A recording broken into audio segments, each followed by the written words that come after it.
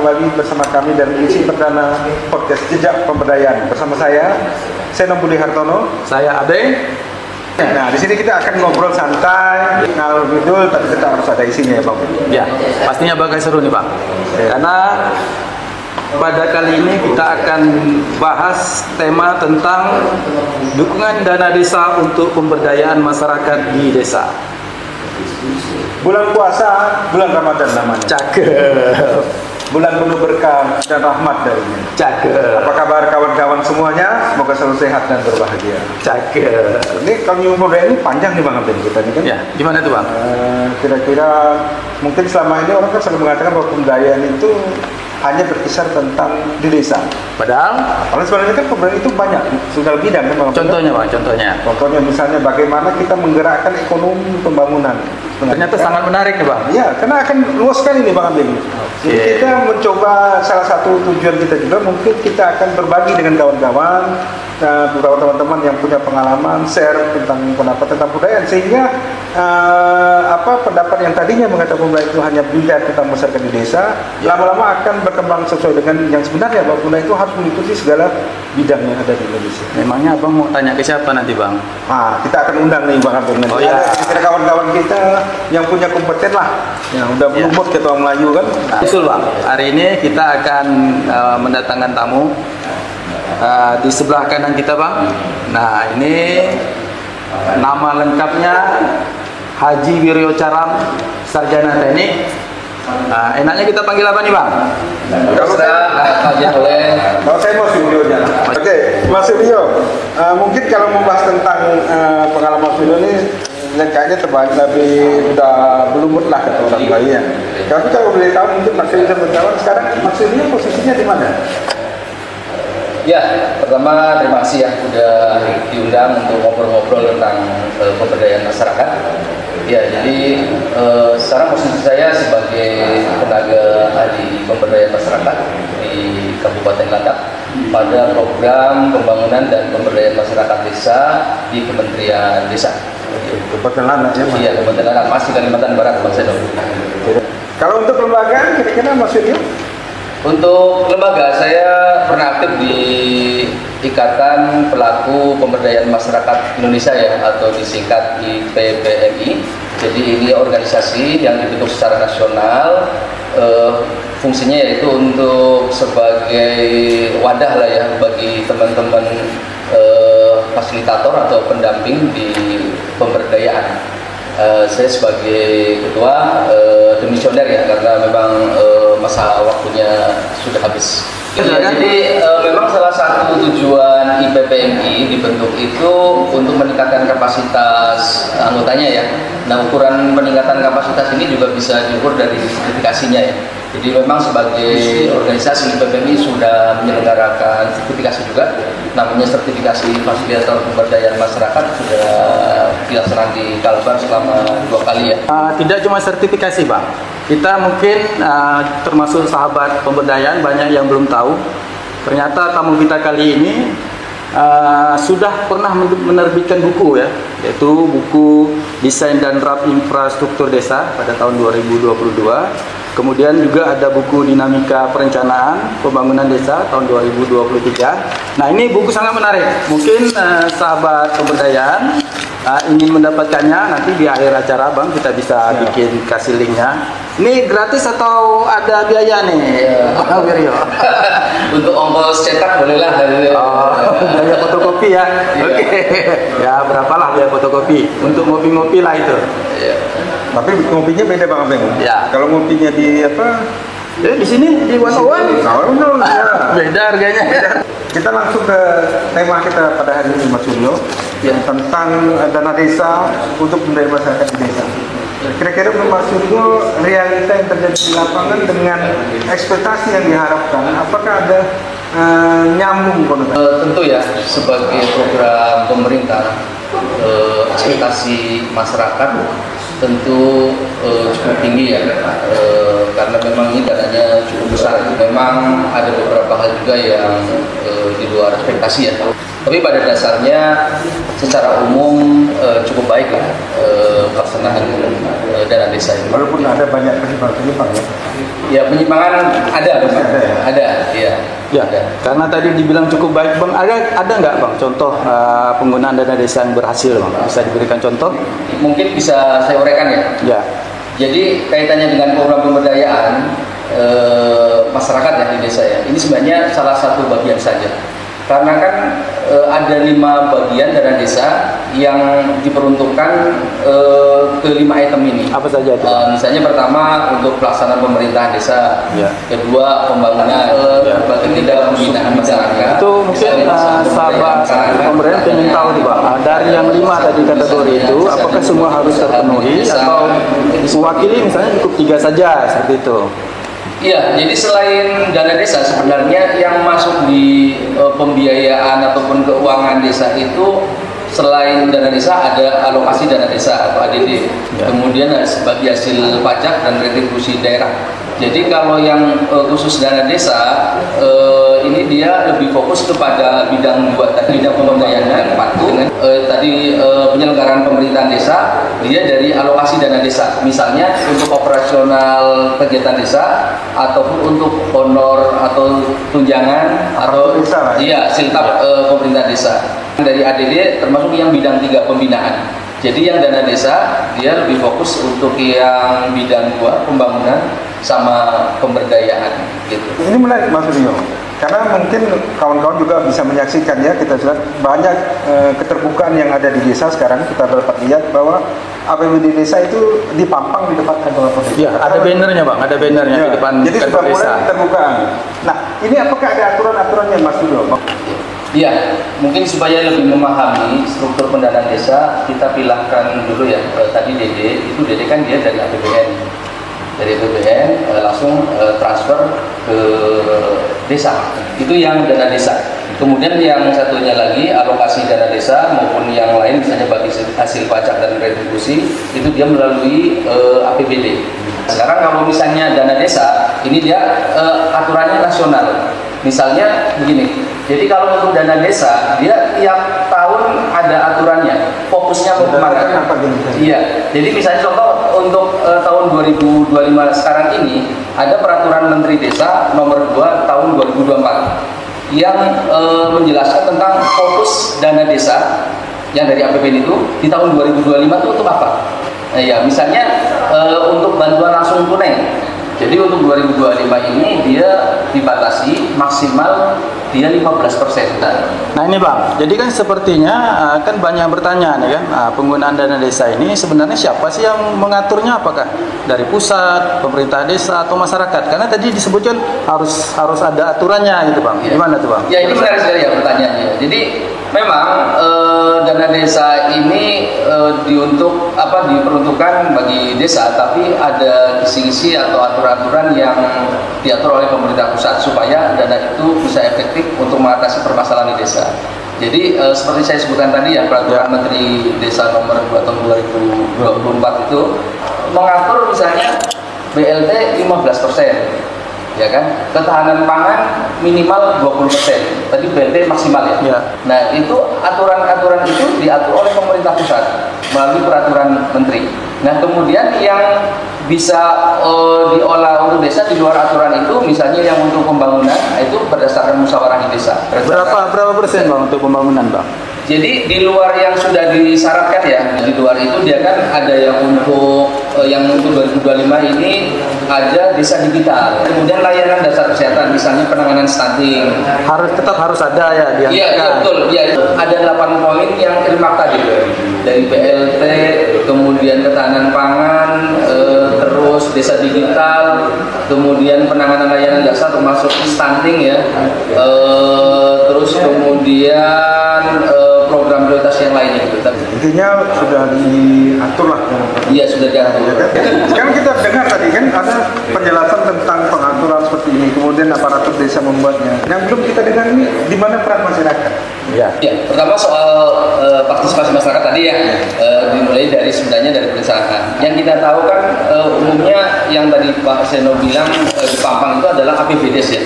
Sebenarnya APBDes itu kan tidak ujuk-ujuk muncul APBDes, tapi ada perencanaannya. Dimulai dengan RPJM desa kan, rencana pembangunan jangka menengah desa. Nah, mulai dari RPJM desa inilah dia ada pengkajian keadaan desa ya, untuk mencoba mengadaptasi dan juga menyerap ya aspirasi dari masyarakat itu, dia usulannya seperti apa. Jadi yang APBDes, yang RKP itu kalau kita musyawarahnya di 2024, maka untuk menyusun APBDes di 2025.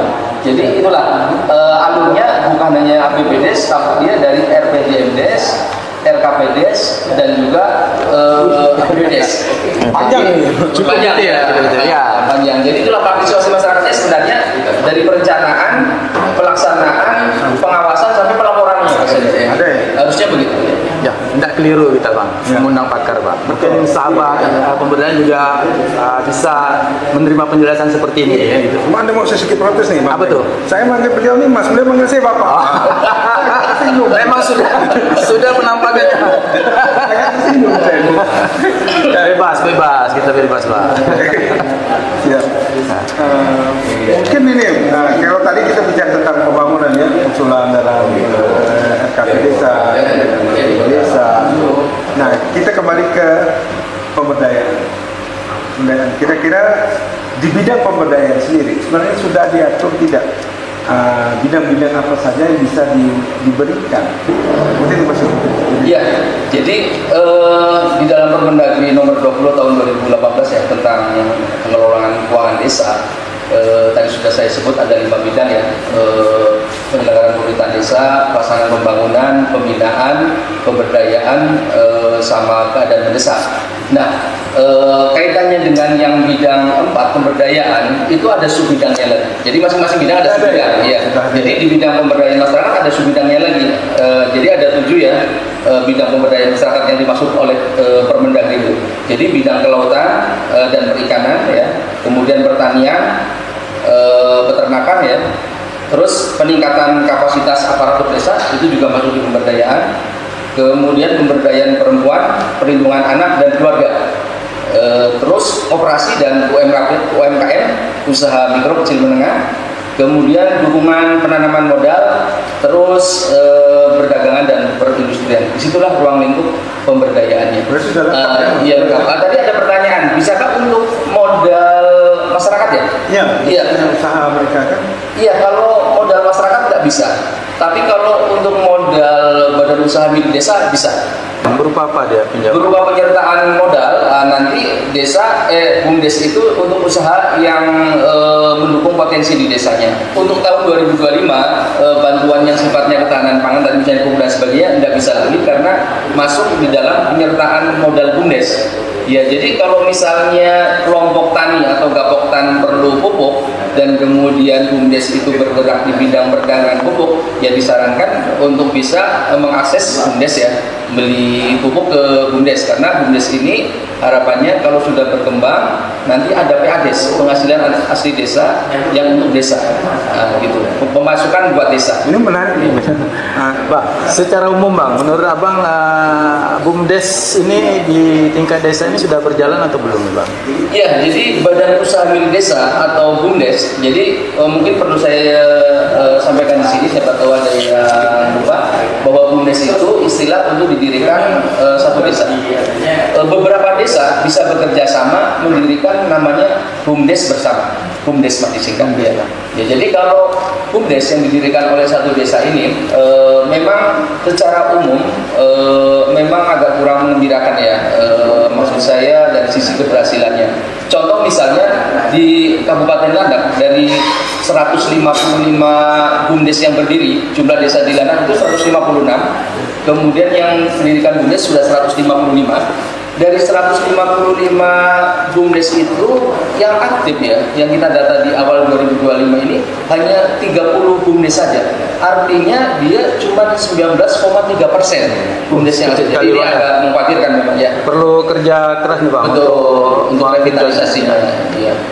Bang, ini kita bicara dana desa ini kan menurut pandangan masyarakat ini dananya besar nih Bang ya, ketika desa, dan memang sering kita dengar banyak kasus terkait penyalahgunaan dana desa Bang. Nah, mungkin di sini kita bisa jelaskan apakah memang kenapa ini terjadi?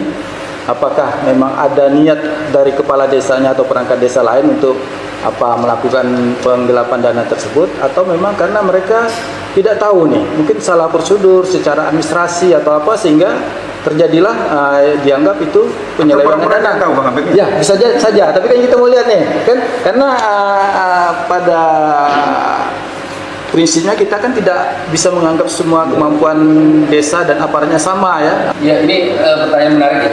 Dari 7 kabupaten di Kalbar ya, yang saya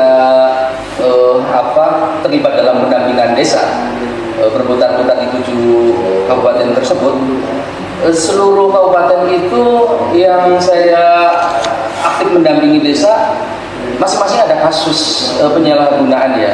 Ya walaupun persentasenya tidak banyak ya dari jumlah desa yang ada di kabupaten, tapi di 7 kabupaten itu tetap ada kasus-kasus penyalahgunaan dana.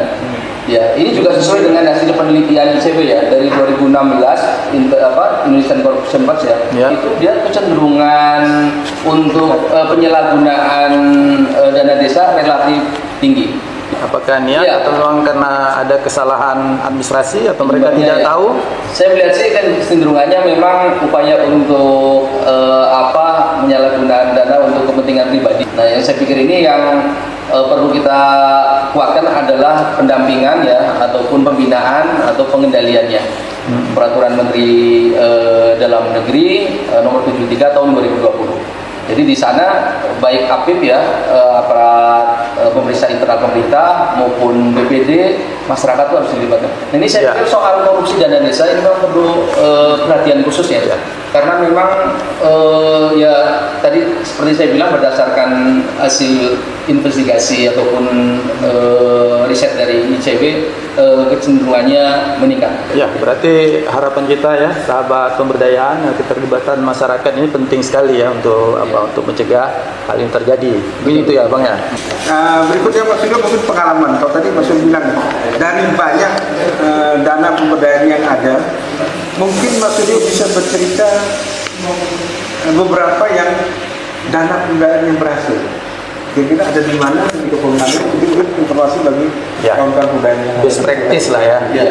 Mungkin bisa ditiru di desa-desa lain. Seperti saya sampaikan tadi bahwa dana desa yang untuk pemberdayaan masyarakat itu bukan seperti program ya, yang misalnya tiap tahun ada dana, bukan seperti itu, tapi dia berupa kegiatannya. Misalnya kegiatan untuk bantuan peternakan atau bibit bibit padi ya. Kalau sawit mungkin perlu waktu lama ya. Bibit padi atau bibit jagung dan sebagainya itu sebenarnya masuk bagian dari pemberdayaan ya. Atau yang lain misalnya bantuan untuk penyertaan modal ke BUMDes yang tadi ceritakan ya, itu juga bagian pemberdayaan. Nah, kalau contoh-contoh yang berhasil relatif banyak ya, karena kan sifatnya tadi berupa kegiatan ya. Contoh yang kayak untuk badan usaha milik desa yang cukup berhasil kalau di Kabupaten Landak ya, itu kayak di Kecamatan Cilimpo ada desa Pawisinir di sana. Ya dia ada usaha air bersih, kemudian usaha untuk pengangkutan sawit, kemudian LPG dan sebagainya. Oh ya, kayak di Kecamatan Kauman ada BUMDes yang bergerak menangani sampah ya, di desa Kauman di Kecamatan Sungai Kemida. Jadi dia jasa mengumpulkan sampah, membuang ke TPA ya. Itu pengolahan. Iya, pengolahan. Kemudian kalau yang berupa untuk perkebunan di beberapa desa juga sudah cukup berhasil sih. Ya. Ini kita ternyata banyak sekali sekali informasi yang kita dapat ya, tentang dana desa ini kan. Tapi karena kita dibatasi durasi Bang, mungkin juga sahabat pemberdayaan, mungkin terakhir nih Bang Wiryo, ini kan Abang sudah banyak ya cerita tentang apa yang dihadapi, kemudian yang terjadi terhadap dana desa. Misalnya Bang, misalnya kalau Abang diberi kesempatan ini misalnya kan, sebagai pemegang kebijakan, syukur-syukur jadi Menteri Desa nih Bang, misalnya kan. Nah, apa yang Abang lakukan nih supaya dana desa bisa sesuai peruntukannya dan bermanfaat bagi desa Bang? Iya, sebenarnya kalau kita perhatikan ya regulasi-regulasi yang sudah dikeluarkan pemerintah, dari mulai yang berupa undang-undang maupun derivasinya ya, turunannya ya, peraturan pemerintah sampai peraturan Menteri Desa sampai keputusan Menteri Desa, itu sebenarnya kalau dalam pandangan saya sudah cukup kalau diterapkan dengan baik. Problemnya bukan di soal aturannya ditambah lagi ya, kalau menurut saya ya, bukan bikin regulasi baru. Bukan bikin regulasi lagi, problemnya menurut saya adalah di penerapannya. Jadi itu masuk pemberdayaan nih Pak? Ya, peningkatan kapasitas kan? Termasuk, iya, termasuk betul peningkatan kapasitas untuk memahami regulasi ya. Dan yang penting pengendalian ya, karena banyak kasus itu umumnya yang kalau saya perhatikan, kenapa misalnya tadi terjadi katakanlah penyimpangan fraud ya, itu problemnya adalah di persoalan akuntabilitas dan transparansi. Sebenarnya kalau desa akuntabel, desa mampu bertanggungjawabannya dengan baik kepada masyarakat, kepada BPD sebagai perwakilan masyarakat, kemudian transparan ya dalam menyampaikan pertanggungjawabannya, itu akan berjalan baik. Nah, soal transparansi ini kan kaitannya juga dengan Undang-Undang Keterbukaan Informasi Publik ya. Itu kan sebagai lembaga publik, desa paling enggak sebenarnya kan 2 kali harus menyampaikan musyawarah desa pertanggungjawabannya ya kepada publik ya. Termasuk pertanggungjawabannya itu bisa dipambang di tempat-tempat tertentu yang masyarakat bisa melihat dengan jelas. Jadi saya pikir problemnya bukan kekurangan regulasi, tapi bagaimana supaya regulasi ini bisa diterapkan, kemudian ada pengendalian ya terhadap pelaksanaan regulasi itu. Saya kira itu Pak Api. Ya, gimana Pak?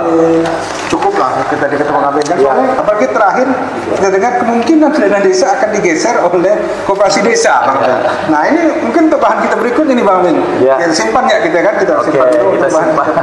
Tapi terima kasih Mas Wiryo. Sama-sama. Sudah mengambil waktunya untuk hadir dalam podcast Jejak Pemberdayaan ini. Semoga apa yang kita bahas pada hari ini membawa banyak manfaat bagi pemberdayaan desa, khususnya pengembangan bidang pemberdayaan. Bulan puasa harus banyak ibadahnya. Ibadah diisi untuk memupuk ketakwaan. Selamat jumpa dalam episode berikutnya bersama kami podcast Jejak Pemberdayaan. Salam budaya, wassalamualaikum warahmatullahi wabarakatuh. Salam pemberdayaan. Salam pemberdayaan. Izinkan saya, Seno Budi Hartono, saya Abeng, untuk undur diri dan terima kasih untuk perhatiannya.